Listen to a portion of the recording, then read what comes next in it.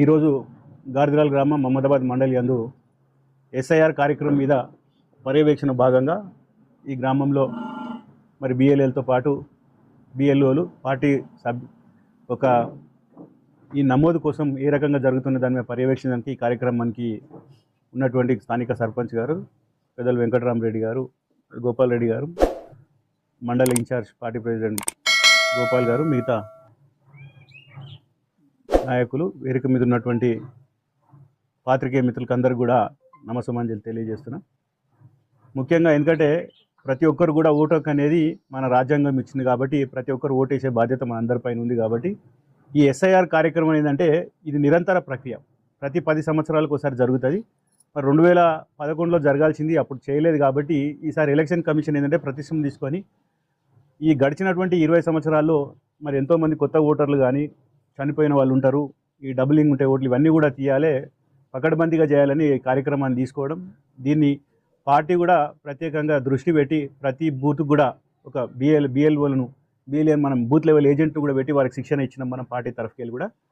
ప్రతి ఒక్కరు కూడా హక్కు ఏంటంటే ఓటు అనేది ఖచ్చితంగా వేయాలి కాబట్టి మనం ఓటు మనం నమోదు చేసుకోవాలి.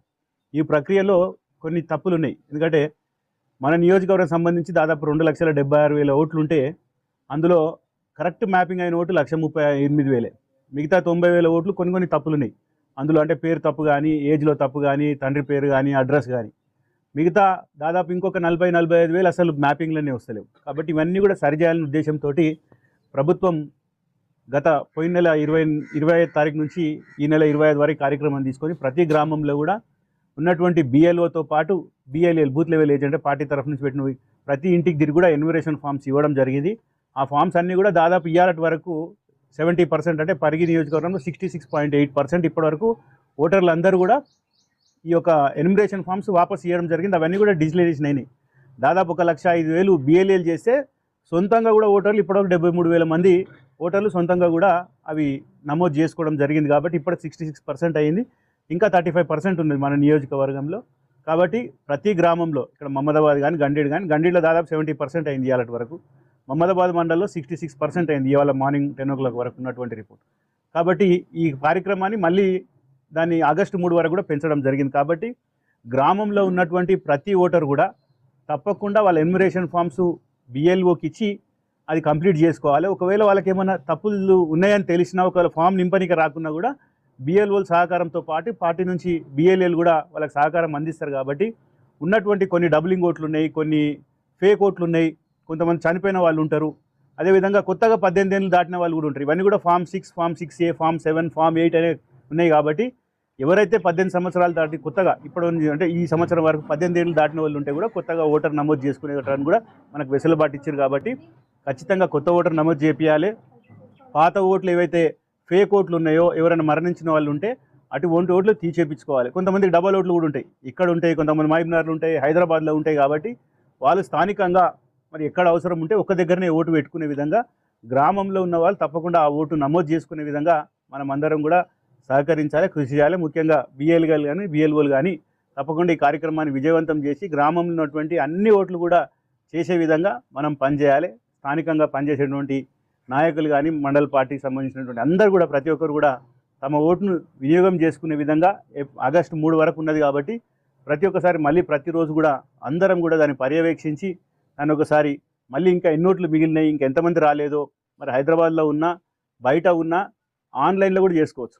కాబట్టి ఎవరన్నా రాని వాళ్ళు ఉంటే కూడా వాళ్ళను కోఆర్డినేట్ చేసుకొని చేసే విధంగా మనం అందరం కూడా పనిచేయాలని, ముఖ్యంగా బిఎల్ఏలు మాత్రం ఇంకా ఈ 10 రోజులు కొంచెం 15-20 రోజుల నుంచి కూడా మీరు అందరూ కూడా కృషి చేస్తారు. కాబట్టి 100% అయ్యే వరకు కూడా ప్రతి ఒక్కరు కూడా ప్రతి గ్రామంలో ఉన్నటువంటి బీఆర్ఎస్ పార్టీ నాయకులు కానీ, కార్యకర్తలు కానీ, బిఎల్ఏలు కానీ దీన్ని చురుకైన పాత్ర పోషించి తప్పకుండా ఇది విజయవంతం చేసే విధంగా అందరం కూడా పనిచేయాలని మీ అందరూ కూడా తెలియజేస్తాం.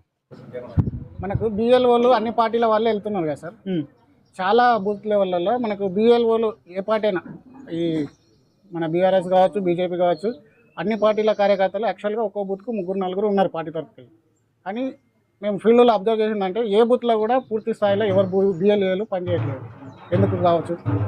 ఆల్రెడీ బిఎల్ఓలు ఎంబడి తిరిగి ఫామ్స్ అందరికి ఇచ్చినరా లేదా అనేది ఆల్రెడీ చూసింది కాబట్టి ఈ ఫామ్స్ ఏవైతుందో 100% డిస్ట్రిబ్యూషన్ అయిపోయినాయి. అన్ని ఫామ్స్ కూడా ఇచ్చిండ్రు. అందరు కూడా స్వచ్ఛందంగా ఓటర్లు పోయి ఇస్తుండ్రు. ఎవరికైనా ఇబ్బంది ఉంటే బిఎల్ఎల్ సహకారం తీసుకొని పోయి కూడా బిఎల్ఎల్ దొరికిపోయి హెల్ప్ డెస్క్ దగ్గర ఇప్పిస్తుండ్రు.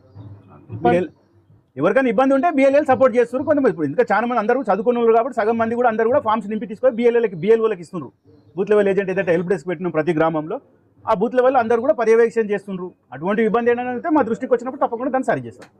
ఇంకా కొన్ని విలేజ్లలో ఏంది ఆరోపణలు అంటే సార్, ఇప్పుడు ఇంకా ఫామ్సే ఇంకా పూర్తి స్థాయిలో ఓటర్లకు చేరలేదు అనేది కొన్ని అక్కడక్కడ వినిపిస్తున్నమాట. 100% ప్రతి ఇంటికి కూడా ఫామ్స్ ముట్టినాయి. ఎవరన్నా వాళ్ళు ఆ ఊర్లో లేకపోయినప్పుడు హైదరాబాద్లో ఇంకెక్కడ ఉన్నప్పుడు ఇక్కడ వచ్చిన వాళ్ళు ఫామ్ ఇవ్వలేదంటే బిఎల్ఎల్ కూడా ఇస్తారు. ఇప్పుడు కూడా వాళ్ళ ఫామ్ వాళ్ళు ముట్టలేదని మన దృష్టికి తీసుకురామని తప్పకుండా బిఎల్ఎల్ ఉన్నారు వాళ్ళ ఫామ్స్ వాళ్ళకి ఇస్తున్నారు. కానీ నివేదిక ప్రకారం అయితే 100% అన్ని ఫామ్స్ ముట్టాయి. 99.34% ఏదో ముట్టినాయి అన్ని ఫామ్స్ కూడా. సార్ ఇంకొకటి, పార్టీ పైన అభిప్రాయం, డెవలప్మెంట్ కార్యక్రమాలు అనుకున్న స్థాయిలో చేయట్లేదు ప్రజెంట్ గవర్నమెంట్ అనేది ఎక్కువ వినిపిస్తున్న ముచ్చట. దానిపై మీ కామెంట్ ఏంటి? వినిపిస్తుంది, అది వాస్తవం. అది ఎవరిని అడిగినా చెప్తారు అదే పని. 2.5 సంవత్సరాలు అయింది కాంగ్రెస్ పార్టీ అధికారంలోకి వచ్చి. ఏం చెప్పింది? 6 గ్యారంటీల పేరు మీద 420 దొంగ హామీలు ఇచ్చిండ్రు. ఏం నెరవేర్చిండ్రు చెప్పండి? ఒక బస్సు తప్ప. రైతు బంధు 3 సార్లు ఎగ్గొట్టిండ్రు. 7,500 ఇస్తే దాన్ని 6,000 కుదించిండ్రు. రైతు రుణమాఫీ 50,000 కోట్లు ఉన్నాయి, ఒక సంవత్సరం మేము కడుపు కట్టుకుంటే కొన్ని నిమిషంలో కట్టేస్తామన్నారు. కట్టిందంతా 20,600 కోట్లు. 40% రైతు రుణమాఫీ చేసిండ్రు. కౌలు రైతులకు పైసలు ఇస్తామన్నారు. ఎక్కడ పోయింది అది? ప్రతి మహిళకు 2,500 ఇస్తామన్నారు. ప్రతి మహిళను కోటీశ్వరం చేస్తారంట. స్కూటీలు ఇస్తామన్నారు చదువుకునే పిల్లలకు. 2,500 ఇస్తామన్నారు. తులం బంగారం ఇస్తామన్నారు.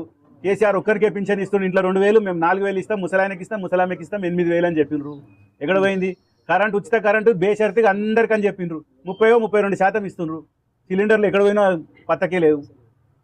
చెప్పుకుంటే పోతే ఎన్నో ఉన్నాయి, 100 పథకాలు ఉన్నాయి. కేసీఆర్ 10 లక్షలు ఇస్తున్నారు దళిత బంధు, మేము అంబేద్కర్ అభయాస్తం పెట్టి 12 లక్షలు ఇస్తామన్నారు. ఇటువంటి ఒక్కటి కూడా కంప్లీట్ కాలేదు. నీళ్ళ సంగతి మీరు చూస్తూనే ఉన్నారు, కరెంట్ సంగతి మీరు చూస్తూనే ఉంది. ఏ రకంగా కరెంట్ వస్తుందో చూస్తున్నాం, మంచినీళ్ళు ఏ రకంగా వస్తున్నాయో కూడా చూస్తున్నాం. ఒక్క పథకాలు లేవు. కేసీఆర్ కిట్ లేవు, కేసీఆర్ గొర్రెలు లేవు, చేపలు లేవు. ఇప్పటి వరకు చేపలు పంపిణీలు స్టార్ట్ కాలేదు. ఇటువంటివి ఏ ఒక్క సంక్షేమం కూడా చేస్తలేరు. కాబట్టి ప్రజలకు కూడా అర్థమైంది. 2.5 సంవత్సరాలు అయిపోయింది, ఇంకా 2 సంవత్సరాలు 8 నెలలు అవుతున్నది. అర్థమైందా? ఇంకా వాళ్ళు ఇప్పుడు కూడా ఇంకా అది ఇస్తాం ఇది చేస్తామని ఎలక్షన్ అప్పుడు వచ్చినా ఒకసారి రైతు బంధు ఇచ్చారు. మళ్ళీ ఇప్పుడు ఎలక్షన్ పెడతారేమనుకో రైతు బంధు ఒకసారి వేసారు, 9,000 కోట్లు వేసారు. సార్ ఇంకొకటి, మనకు లోకల్లో ఉపాధి అవకాశాలు చాలా తక్కువగా ఉన్నాయి కదా. అయితే ప్రజెంట్ అందుబాటులో ఒక 24 ఎకరాల్లో నంచర్ల గేట్ దగ్గర సెజ్ ఉంది. దాంట్లో 1-2 కంపెనీలు మాత్రమే పనిచేస్తున్నాయి. మిగతా ఇంకా ఎందుకు రాలేకపోతున్నాయి? దానికి అన్ని మౌలిక వసతులు కల్పిస్తే ఎవరైనా వస్తారు. దానికి ఇప్పటికీ కరెంట్ కనెక్షన్ లేవు, వాటర్ కనెక్షన్ లేదు, ఏం లేదు. దాన్ని ఎవరు అడిగేటోడు లేడు, ఏం లేదు. మళ్ళీ ఇప్పుడు భూసేకరణ పేరు మీద కొడంగల్ పోయే ఏదైతే రేడియల్ రోడ్డు పరిగి నియోజకవర్గం దాని పక్కకే ఉన్నటువంటి 5 ఊర్లలో నోటిఫికేషన్ చేసిండ్రు. అక్కడ లొల్లి అవుతుంది. ఉన్నదే కంప్లీట్ కాలేదు. రాకంచెర్లలో 100 ఎకరాలు తీసుకుండ్రు. ఆడ ఓన్లీ 25% పరిశ్రమలు వచ్చినాయి. ఇంకా 75% వేకెంట్ ఉంది. నంచెర్లలో చేసి 30 సంవత్సరాలు అవుతుంది. 30 సంవత్సరాల్లో 1-2 వచ్చినాయి. మిగతా అట్లనే ఖాళీ ఉన్నాయి. మేము కూడా ప్రతిసారి చెప్తున్నాం, ముందు అవి కంప్లీట్ చేయండి, చేసిన తర్వాత అవసరం ఉంటే కొత్త పరిశ్రమలు పెట్టుండాలి. ఆ ఉన్నటువంటి రేడియల్ రోడ్ ఏదైతే శంషాబాద్కి వెళ్ళేస్తారో చక్కగా లైచర్లకు అవుతుంది. ముఖ్యమంత్రి కాన్స్టిట్యున్సీ చేసుకొనికే తీసుకుపోతున్నారు అది. కాబట్టి ఆ రోడ్కి ఆల్రెడీ 500 ఎకరాల భూమి పోతుంది రోడ్కి. అందులో 400 ఎకరాలు పట్ట ల్యాండ్, 100 ఎకరాల గవర్నమెంట్ ల్యాండ్. ఆ రోడ్ పోటీ ఉన్నటువంటి రాపోలు కానీ అదేవిధంగా కాలాపూర్లో 1,200 ఎకరాలు తీసుకుంటున్నారు. దాంతోపాటు దోమ మండల్లో అనంతరెడ్డిపల్లి, కొండాయపల్లి 3 గ్రామాలలో దాదాపు 900 ఎకరాలకు నోటిఫికేషన్ చేసి అక్కడ మళ్ళీ మనం మీటింగ్ కూడా పెడితే ప్రజలందరూ కూడా స్వచ్ఛందంగా మేము 1 ఎకరా ఉడియమని చెప్పడం జరిగింది. కాబట్టి ఉన్నటువంటి ఇండస్ట్రీ పార్కులు ఏవైతే ఇప్పుడు మోమిన్పేట దగ్గర దాదాపు 1000 ఎకరాలు బీఆర్ఎస్ ప్రభుత్వం ఉన్నప్పుడే దాన్ని సేకరణ చేసి పెట్టింది. మరి అక్కడ పరిశ్రమలు తెమ్మనండి. హైదరాబాద్ చుట్టూ ఉన్నటువంటి కాలుష్యం తీసేస్తాం, ఔటర్ రింగ్ రోడ్ లోపల ఏ పరిశ్రమ ఉండొద్దు అన్న అవన్నీ అక్కడ షిఫ్ట్ చేయండి. ఇవి కంప్లీట్ అయిపోయినాక కొత్త భూ సేకరణ చేసి కొత్తగా ఇండస్ట్రీలు తీసుకురండి. ఇండస్ట్రీలు వస్తే ఉపాధి వస్తుంది, ప్రజలకు కూడా ఉపాధి వస్తుంది, వద్దని ఎవరు అంటలేరు. కానీ స్వచ్ఛంగా రైతులు మన నియోజకవర్గంలో అందరూ వ్యవసాయం తప్ప వేరే ఆధారం లేదు. కాబట్టి 3 పంటలు పండేటువంటి భూములను తీసుకోవద్దు అంటున్నాం. గుట్టలు రాళ్ళు మస్తున్నాయి, ఫారెస్ట్ ల్యాండ్స్ ఉన్నాయి, అక్కడ తీసుకొని ఎక్వైరీ చేసి పరిశ్రమలు తీసుకురండి. కానీ స్వచ్ఛందంగా రైతులు వాళ్ళు భూములు అమ్ముకుంటే వాళ్ళకి వేరే పని లేదు, వాళ్ళు కూలికే పోవాలి. కాబట్టి ఆ ఉన్నటువంటి ఏదో భూసేకరణ దాన్ని విడ్రా చేయమని ప్రభుత్వానికి మేము ఎప్పటి నుంచో విన్నవిస్తున్నాం. సార్ ప్రజెంట్ మనకు ఇక్కడ ఎటువంటి చర్యలు తీసుకుంటే ఇంకా ఎక్కువ కంపెనీలు వచ్చే అవకాశం ఉంది, దాని కొరకు మీ సూచనలు ఏంటి? ఇక్కడ ఉన్నటువంటి ఏదైతే సేకరణ చేసి 30 సంవత్సరాలు అవుతుంది, అక్కడ మౌలిక రోడ్లు లేవు, కరెంటు లేదు ఇప్పటికీ. కాబట్టి అవన్నీ మౌలిక వసతులు అన్నీ కూడా పూర్తి చేస్తే ఎవరైనా ఇండస్ట్రీలు వస్తారు. కాలుష్య రహిత ఇండస్ట్రీలు తీసుకొస్తే ఎవరు కూడా ఇబ్బంది ఉండదు. గతంలో కూడా ఫార్మ్ అవుట్ తీసుకొచ్చి అక్కడ ఇబ్బంది పడ్డది మనం చూస్తూనే ఉన్నాం. ప్రజలందరూ కూడా స్వచ్ఛందంగా వ్యతిరేకిస్తారు. కాబట్టి కాలుష్యం లేకుండా ప్రజలకు ఇబ్బంది కాకుండా వచ్చేటువంటి ఇండస్ట్రీ ద్వారా ప్రజలకు ఎక్కువ ఉపాధి వచ్చేటువంటి ఇండస్ట్రీస్ వస్తే తప్పకుండా స్వాగతిస్తాం.